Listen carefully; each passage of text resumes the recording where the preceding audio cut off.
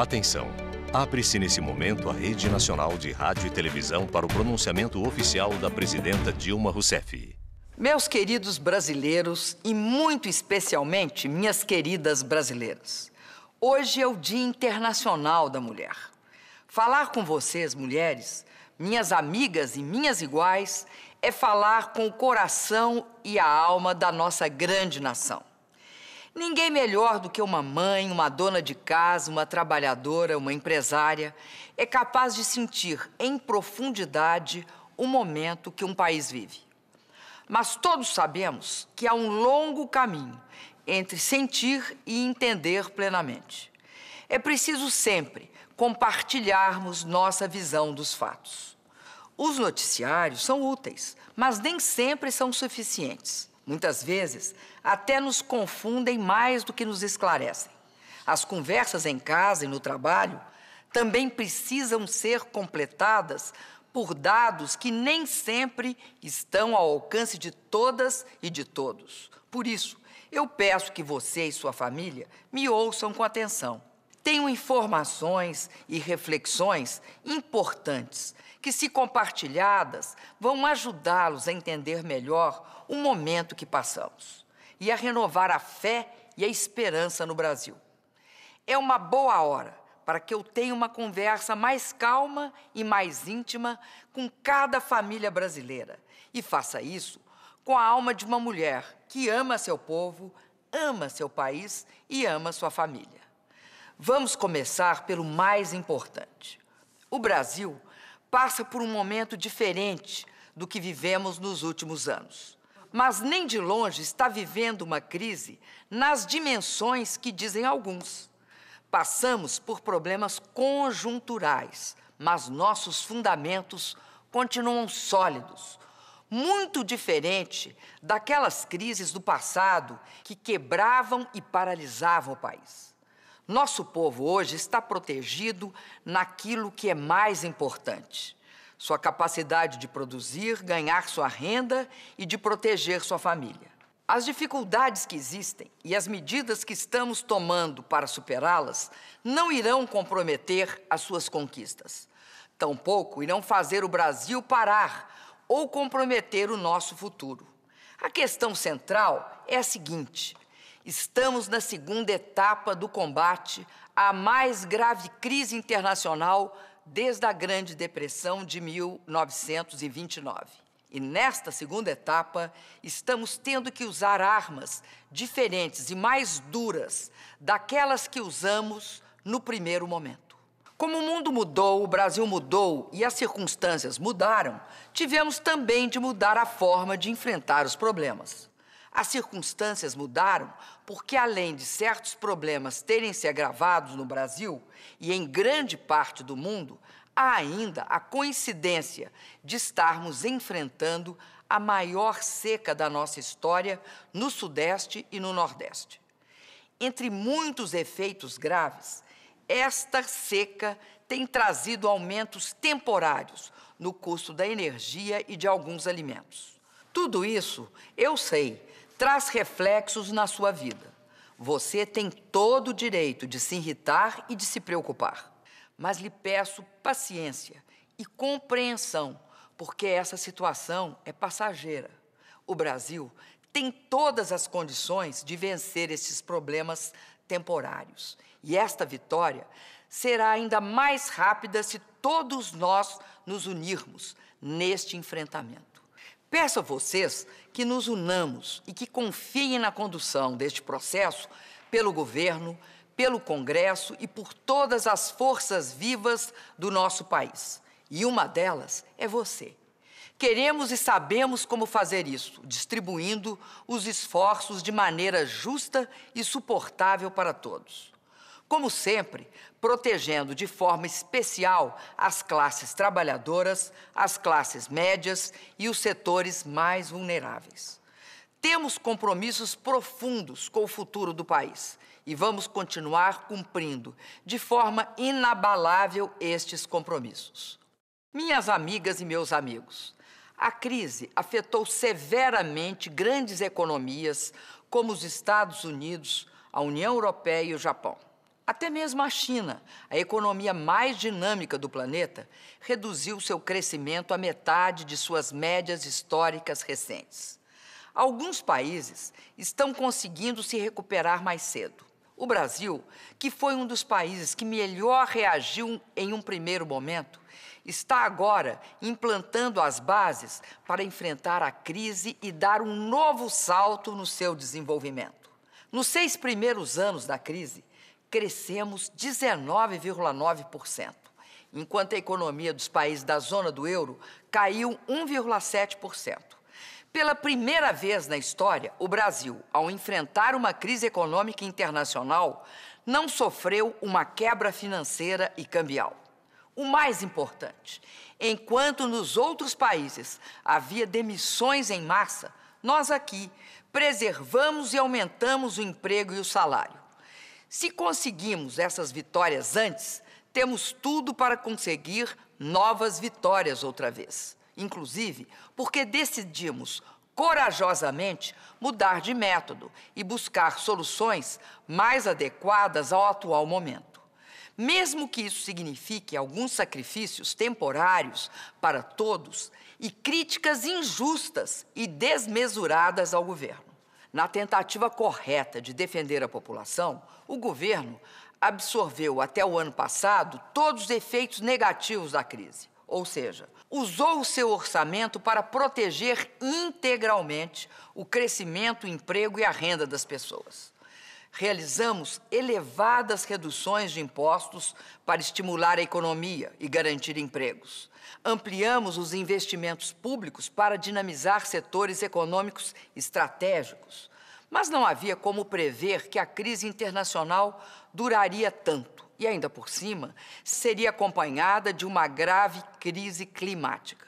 Absorvemos a carga negativa até onde podíamos e agora temos que dividir parte deste esforço com todos os setores da sociedade.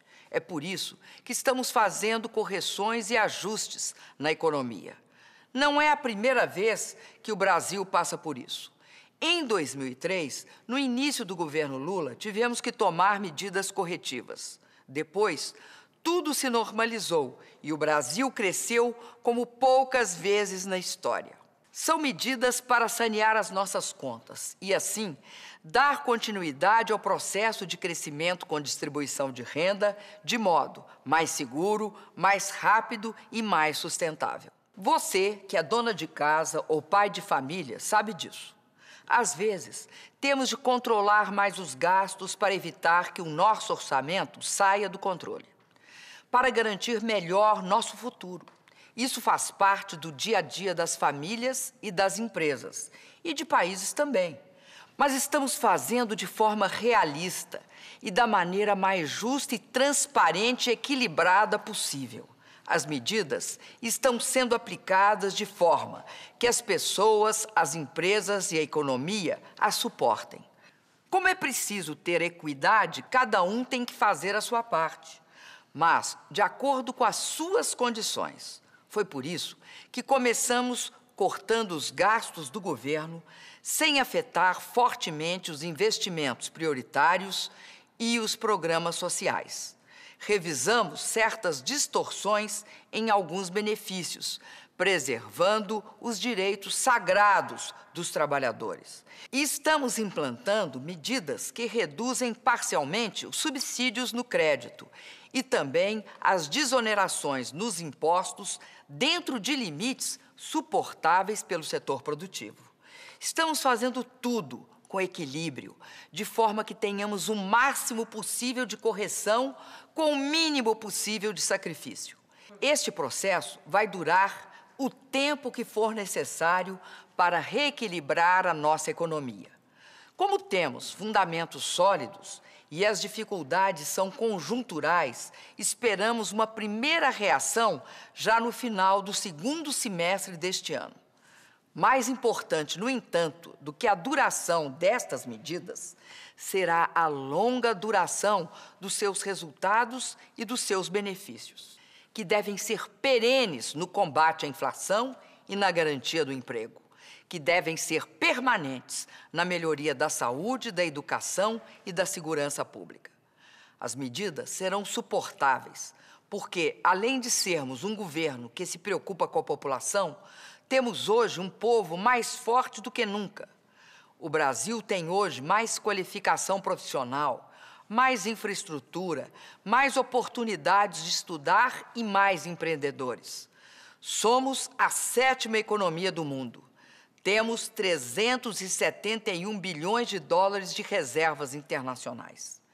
36 milhões de pessoas saíram da miséria e 44 milhões foram para a classe média. Quase 10 milhões de brasileiras e brasileiros são hoje micro e pequenos empreendedores. E continuamos com os melhores níveis de emprego e salário da nossa história. Minhas amigas e meus amigos, o que tenho de mais importante a garantir hoje, vou resumir agora. Primeiro, o esforço fiscal não é um fim em si mesmo. É apenas a travessia para um tempo melhor, que vai chegar rápido e de forma ainda mais duradoura. Segundo, não vamos trair nossos compromissos com os trabalhadores e com a classe média, nem deixar que desapareçam suas conquistas e seus direitos. Terceiro, não estamos tomando estas medidas para voltarmos a ser iguais ao que já fomos, mas sim para sermos muito melhores.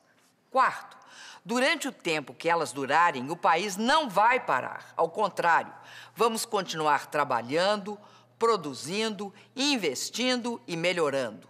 As coisas vão continuar acontecendo.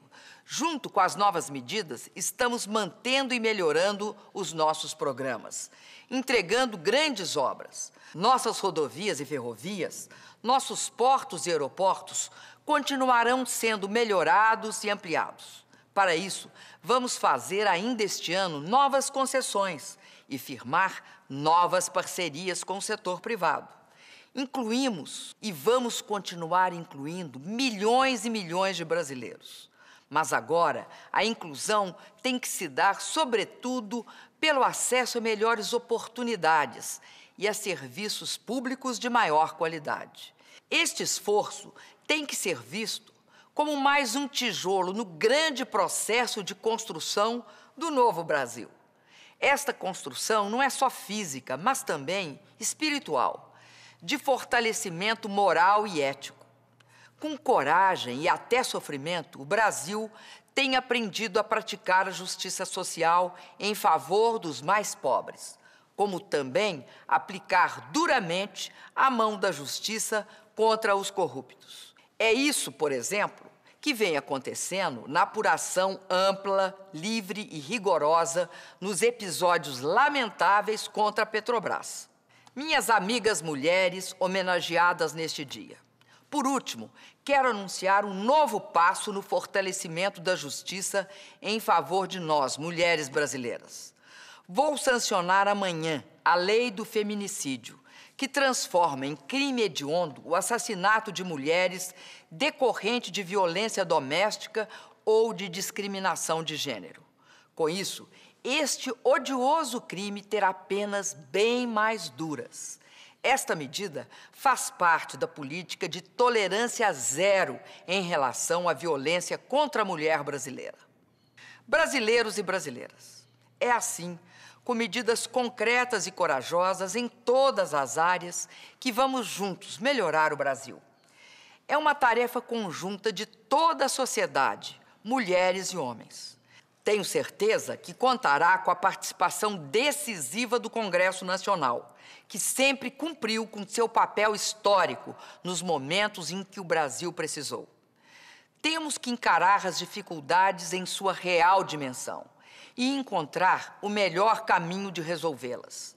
Pois, se toda vez que enfrentarmos uma dificuldade, pensarmos que o mundo está acabando ou que precisamos começar tudo do zero, só faremos aumentar nossos problemas.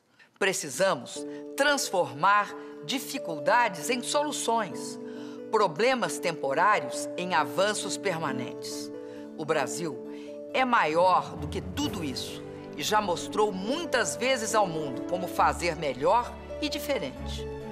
Mais que nunca, é hora de acreditar em nosso futuro, de sonhar, de ter fé e esperança. Viva a mulher brasileira! Viva o povo brasileiro! Viva o Brasil! Obrigada e boa noite. Brasil.